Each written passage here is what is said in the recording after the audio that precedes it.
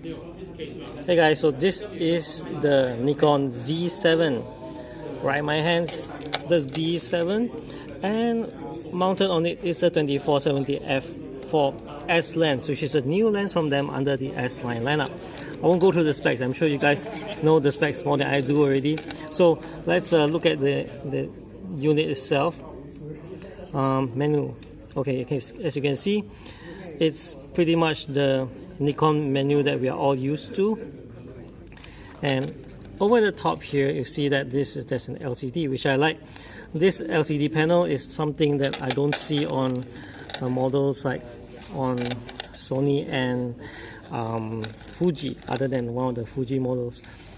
Now about the top panel here, this is the top panel where you get to see as you can change the aperture, you change the shutter, and you can change the ISO over here, all displayed on top.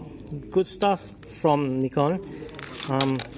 That's pretty much all what I can show to you right now, because it's okay. So this is the burst mode. Apparently it has a 5.5 frame per second burst mode and even 9 frame per second burst mode. Next I'm going to talk about the image stabilization. Onboard the IBIS itself is said to have up to 5 stops image stabilization, and when you're using it on the FTZ, meaning the F mount to Z mount adapter, to a non-VR lens, it will drop to 3 stops stabilization. But how far it can go depends on the lens. If the lens has VR, it can go to 4 point something. No definite figure, but it very much depends on the VR capacity of the lens.